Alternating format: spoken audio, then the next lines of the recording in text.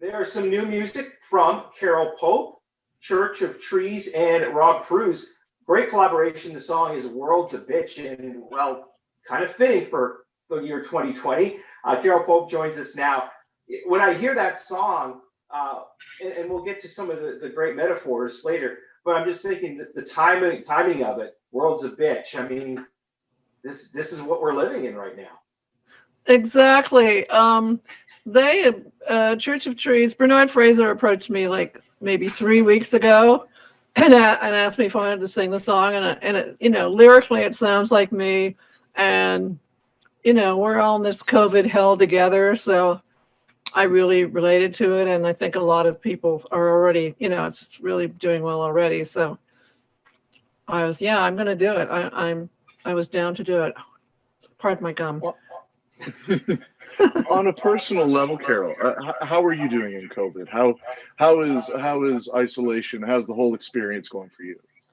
I'm really over it because I've been, I started doing it in New York in January, February, because I knew that I knew COVID was a horrible thing, because my best friend is in Italy and she kept saying, watch out, it's going to happen. And I'm really over it, mostly because I can't get enough exercise. And I mean, I'm used to, kind of isolating when I'm making art and stuff, but, you can't see anybody or touch anybody, or, I'm sure we're all in the same place. Carole, listening to you sing that song and some of the lyrics, such as no fun masturbating in the safe zone, or wet dream vaccine, I hear that, I'm like, Carole had to have written these lyrics. Like, this is like a Carole Pope song. It is. I only wrote the wet dream vaccine thing and a couple. Okay, so you did. All right. Yeah. But how much fun was that project? I mean, again, some incredible people that you've had a chance to collaborate with. Well, I love working with Rob. Rob and I have worked together on and off since my album Landfall in 2011, because we did a track with Rufus Wainwright called Landfall, the title track. So that was amazing. And Bernard's great. I mean, he's just multi-talented, and I like synth rock. It's great. The COVID world, it's funny, you bring up a lot of really important sort of lines in the song, and the isolated masturbation, being one of them. You've been a champion, not just of LGBTQ rights during your career, but of like human sexuality throughout your career, and I think a lot of people could maybe argue common sense about it. From a sexuality standpoint, how are we doing in COVID? Is this something that is causing damage to us as a society? Or are we having a hard time, or a harder time now as we go through COVID, expressing things like that? Well, yeah, I mean, you can't date or anything. I mean, it's great if you have a partner, but I'm sure a lot of people want to stab each other in the eyeballs from being stuck with the same person. I mean, you need space, but yeah, it's like, I'm not a guy and I don't look at porn or anything. So I don't really have an outlet, but sometimes I mean, just phoning people is okay. And like, taking a walk with somebody, like, 6 feet apart or whatever. But yeah, you can't have sex really, unless you, have really, guess you can do it doggy style, apparently. I was reading about it. My theory was all touch but no contact. Exactly. That's what I'm saying? Yeah. Carole, again, you hear this song in 2021 and you hear those lyrics, and nothing will shock us anymore. Nothing surprises us. But back when you were writing these for when you were much younger, this was not normal for what people were hearing on the radio and such. What do you recall about maybe a pushback from record companies, from the radio stations? And I'm sure that, fans never complained. We loved it. But what was that like those years ago? The record company was fine. Everybody was fine. The only people who weren't fine was Chum, who paid us to go in the studio and clean up High School Confidential. Oh, that's what. Yeah, I was gonna say not my favorite version of that song with the edited version. Yeah, but no, everything else was fine. I mean, uh, I don't think What's the Furor got a lot of airplay or anything like that. But Crimes of Passion, which was very sexual about, it has a woman killing a guy and gay sex and attempted murder in it, and that got airplay. So that's pretty probably because and it's probably just they hear it and they hear but they don't listen, right? Exactly, or they they hear it the way they interpret it the way they want to interpret it. Have we kind of reached a point where it's almost impossible to shock people anymore? And you'd think that would be a good thing. Like, I think Katy Perry is the one that comes to mind, like I Kissed a Girl, right? But like, have we reached that point where She's it's a impossible hack, to by the shock? way, And is that necessarily a good thing? She was good last night in the inauguration. Okay, we'll give her that. There we go. Yeah, she was great. I Kissed a Girl was so tame, and Jill, what's her name? Jill Sobule did a song about kissing a girl before that. That was kind of a hit. I can't remember the name of it now. But no, actually we're having trouble with UK radio, like regular UK radio. They're like, we can't play this, even though we sent them a clean version. But in the UK, they have that show. Have you seen that dating show, Naked Truth? Yeah, I may have seen a little bit of that. Can you believe that? I'm like, I don't want to look at people's junk. It's kind of scary. I mean, I looked at a couple of them and I was like, oh my God, it's so not sexy. So for those of our listeners who haven't seen Naked Truth, or perhaps of the hosts here who haven't seen Naked Truth, what's a brief rundown here? What happens on this show? I'm assuming they just date naked, or? No, it's a dating show where, they first they show you the person's junk. Everybody's behind screens and there's like 5 people and they just either a woman or a guy, or I think I've only watched 2.5 of them. And so say it's a woman, there's like 5 men. She's like commentating on their junk. Oh, that looks very nice. Oh, I could get that guy will knock me up or whatever. And then they show the rest of their bodies and they eliminate people. And then they go out on a date with the person they pick. I think many of us in the world are, we're breathing a sigh of relief after what finally transpired south of the border. But how discouraging do you think it was for everything that was gained when it comes to LGBTQ, race relations, all the fences that we've been trying to blend that had been ripped apart, and so many people just drank the Kool-Aid on this guy? Well, people are stupid. And, I think that when Obama was president, a lot of people are racist, and it was kind of a big backlash to elect somebody like Trump, who is a complete Nazi racist. And then he kind of made it okay for them to come out of the woodwork.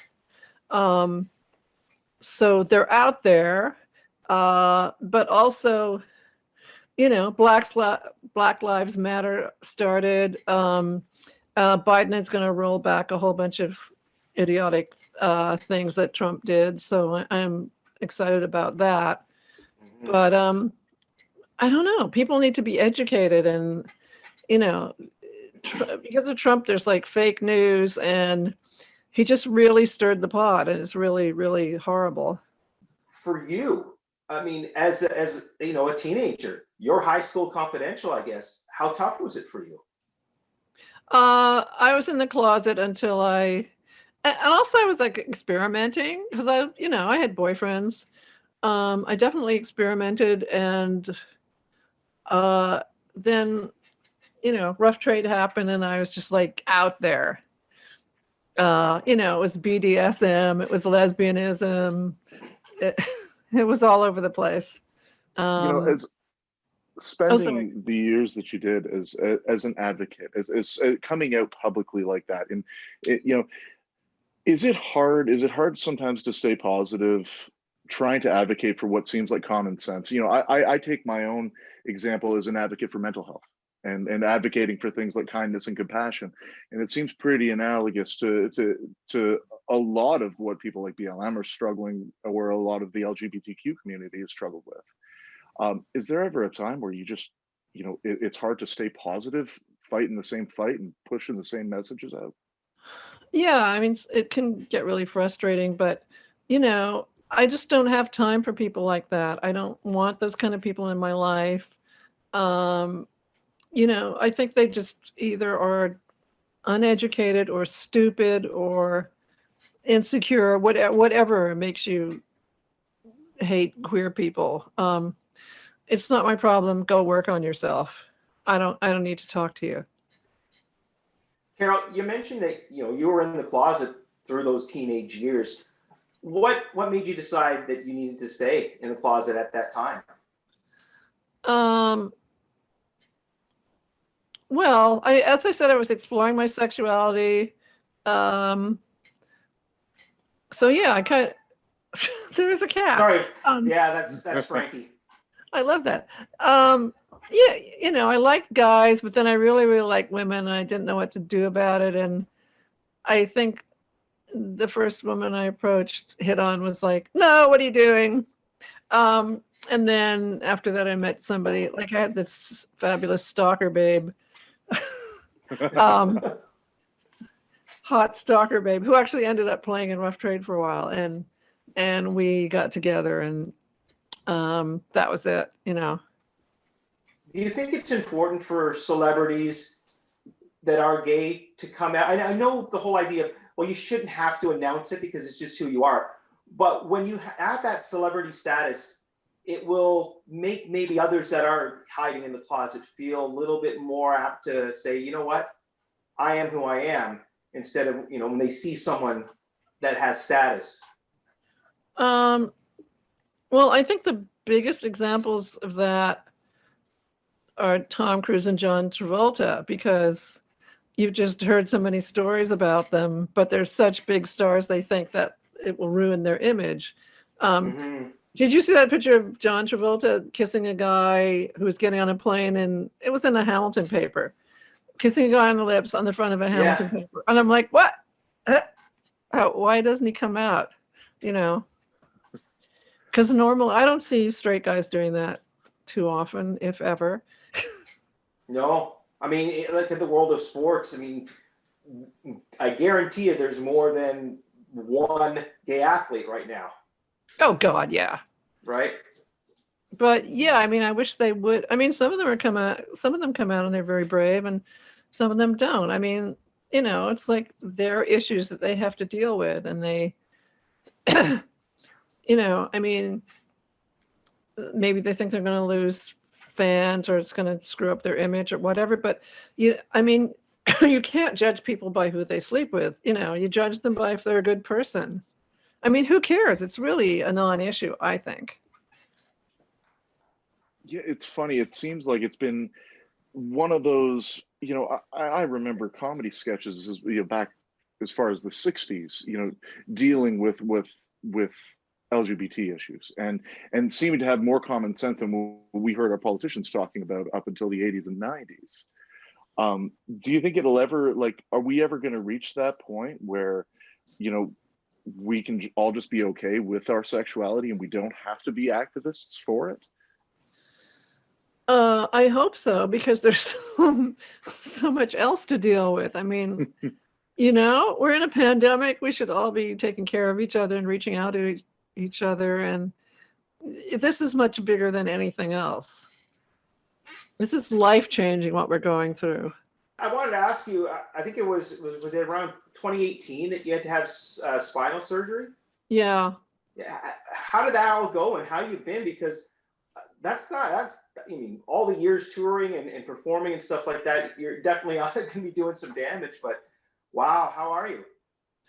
I'm okay. I have a lot of nerve pain, which they don't tell you about, which is going to go on for the rest of my life. But I have spinal stenosis, and it's all along my entire spine. But my lumbar spine was like really choked up, and there was a possibility that I might not walk. So I did it, because before that, when I was performing, I was like in a lot of pain, and it was hard to stand, it was hard to walk. But I would say it kind of worked 60%. It was 60% successful. But I'm gonna have to if I don't do physical therapy, I really feel bad, So, but that's another thing that's making me crazy, because I should be riding a bike, but I don't want to do that right now in this weather. But anyway, I lived through it. But I would say just get a lot of opinions before you do it. Are you hopeful? I mean, I think everybody is hopeful for the return of live music, but are you hopeful that you've come far enough after the surgery that you'll be able to partake in it if and when they let us start playing live? Yeah, no, I have been performing. We had to cancel a whole bunch of gigs this year. So yeah, I'm fine performing now. I just have to sit down sometimes. At the beginning of the show, we played World's a Bitch, the new song. And when you joined us on the New Year's Eve show, which was a fantastic show that Ed Sousa put on, and so many great artists were part of it, we played the song, This Is Not a Test. And everyone, not only did they say they love that song, but everyone had assumed, and me included, that this was a brand new song. And this is from 2017, wasn't it? Well, I guess, yeah. It's right. So it's been there for a while. But my point is that how hard is it as an artist when you're writing stuff that you are so proud of still, and everybody only focuses on High School Confidential, and some of the 80s, you know what I mean? Like, is it hard that that's always going to be what you hear? Yeah, it makes me crazy. It totally makes me crazy. And This Is Not a Test is a great song. And we also did a video. And it did get some airplay on CBC and places like that. But I'm really, really bad at promoting stuff. But I just, I just hate doing that. I mean, I try and promote my new work, but you really have to hire somebody to do that. But yeah, I mean, I just released a new version of High School Confidential that we did because we got inducted into the Songwriters Hall of Fame, and we had to congratulations! That's awesome. Thank you. So we did a new version with my band, Tim Welch and Sean Kelly and Tim Timblick and Kevin Hearn from Bare Naked Ladies, and I had to, but I call it High School Confidential Fame Whore Mix.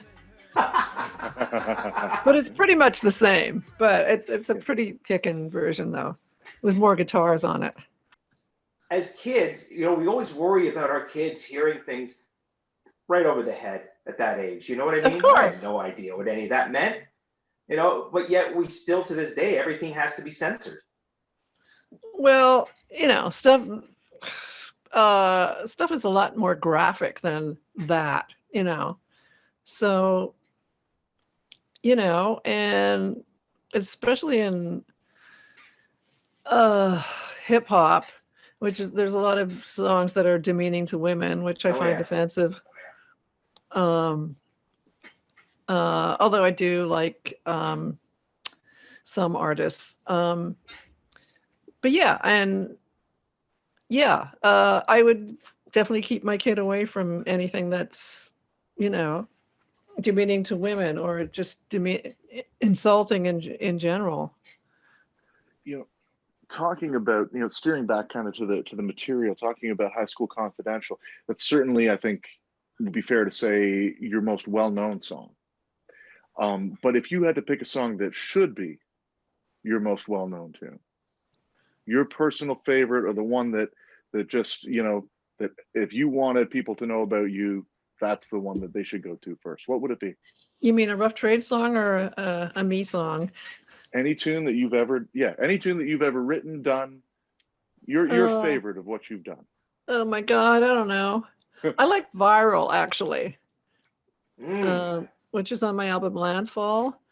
And I also like Lesbians in the Forest, which I did with Peaches. Peaches, yeah. And those are both later mixes. Yeah. Those are both later, like those are both post 2010, if I'm not mistaken, right? Yeah.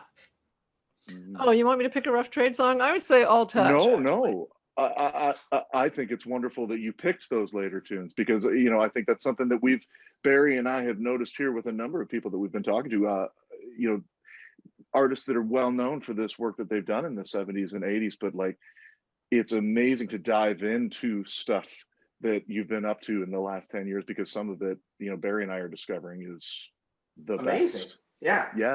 And again, it's not a matter of, it's not good music. It's a matter of they're just not giving it a platform, which really sucks. I would love it if we had a radio station in Toronto that played new music from old artists. And when I say old, I don't mean age-wise. I mean, but I would love that. I'd love to be able to hear. But then, it doesn't mean you can't hear something off of this, by the way. And this is, if I was to pick my favorite song, I think it would probably have to be Fashion Victim. Oh, cool. Yeah. So, but yeah, again, it's just amazing though that, people are still listening to this, which is cool too, right? I mean, of course you'd love to be able to see them listen to your new stuff. But when, the radio is on now, I mean, when you put out this album, the thought of, in 45 some odd years, they're still going to be playing it on the radio. Yeah, that's amazing. That is amazing. And some people do play my new stuff. Definitely, the CBC and not enough, Carole. It's not enough. Like, and Edge 102. I mean, this is like, I don't understand why they wouldn't play that. Or 88.1, the one that does the indie station. You know what I mean? Yeah. Well, we're just delivering World's a Bitch to everybody, and I've been doing a lot of interviews and just letting people know about my material, and hopefully that's going to help. Is there a place nowadays for record labels in this mix, or is it all up to the artist right now? I mean, I don't know. Some YouTube people get signed to labels, but I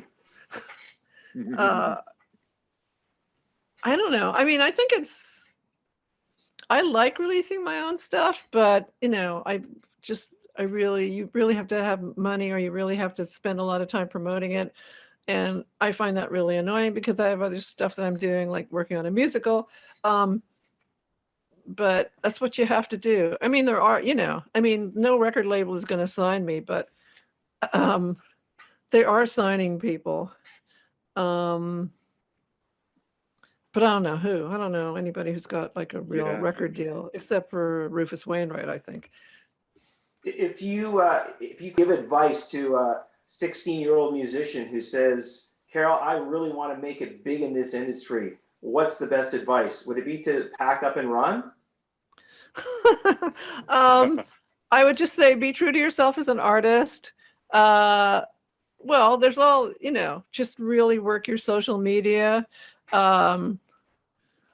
Reach out to radio.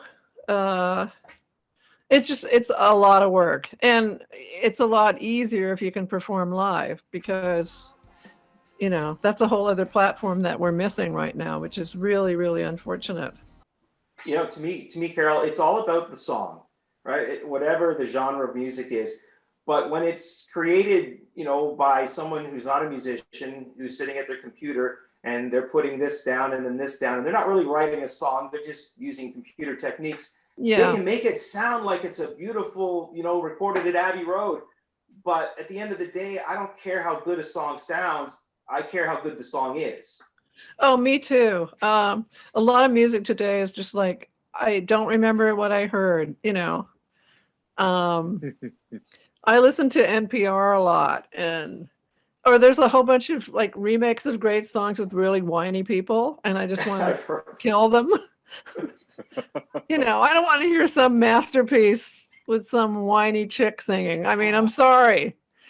At my work, the folks at my work have on one of those stations, and I literally heard one of the songs. I hear "Free Fallin'" from Tom Petty. I'm like, that's strange to be playing that. And the next thing you know, I'm like, oh my God, what are you doing? Like, how is that even legal? That's sacrilegious. Yeah. Have you ever Yeah. heard a dance mix or a remix of one of your tunes that made you go, "Oh God, what have they done to it"? Yeah, I actually like in order to finish doing my second solo album, I I got some money from this label and they did put out a remix album and I pretty much hated everything on it. Mhm. Uh yeah. So yeah, not a huge fan. Well, you brought up the musical, and this was something that I had read about before COVID hit, and I would love to just touch base really quickly on how that's going because I love the story. It's something that you've put together, sort of about your brother's story and his life, if I'm not mistaken. And you know, it sounded really exciting. I know you're using some of Rough Trade's music and some new original music, and I know that it was in the works before COVID. But what's happening with it now? We're doing virtual workshops, and we have a GoFundMe for it because we have to pay actors and musicians. Musicals are so expensive to mount. I mean, they cost $1 million. Even like a cheap one is $1 million. But yeah, before COVID, we were going to workshop it at Buddies and Bad Times, and now we're just doing virtual workshops. And as soon as possible, we're going to start doing live workshops. But yeah, it's based on my brother's life, who lived in New York in the '80s and was in this amazing band called Zet, which was a new wave performance art kind of band. And the lead singer was very androgynous, and he would wear a sarong, and he also did all these displays in area in the '80s. Amazing displays behind glass. He would dress up like Christ or whatever and lay in a glass cage forever, all night. And so my brother was in this band, and then he got involved with ACT UP, which is a group that advocated for AIDS research and drugs and protested. And then he had unprotected sex and, was positive and passed away in '96. He was actually allergic to the medication they had at that time. But it's not, I'm making it sound sad, but it's not sad. It's very joyous, and there's a lot of great Rough Trade music and a lot of great characters, and there's a younger me in it. I can't wait to see how that's going to work. Yes, let's hope she sings like you. I don't want one of those like I can hit every octave possible type singing. No, I don't either. It's not going to be like that because it's like, It's like you. Yeah, it's me, and it's a rock musical, so it's not going to be like strident Broadway voices, I hope. Carole, here's hoping and praying that 2021 sees some sign of normal life again, live music, theater returning. It's amazing how much you don't realize how much you want something until it's gone, right? And now it's gone, and we're just so desperate for it to come back again.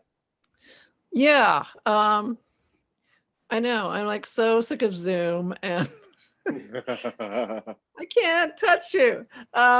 Yeah, I mean, you don't know, like Joni mentioned, you don't know what you've got till it's gone. It's going to make everybody, I think, appreciate all of that a lot more and appreciate each other a lot more. So as horrific as it is, it's still kind of a karmic life lesson for people. Carole, thank you so much, and we will talk to you again soon. Okay, you take care.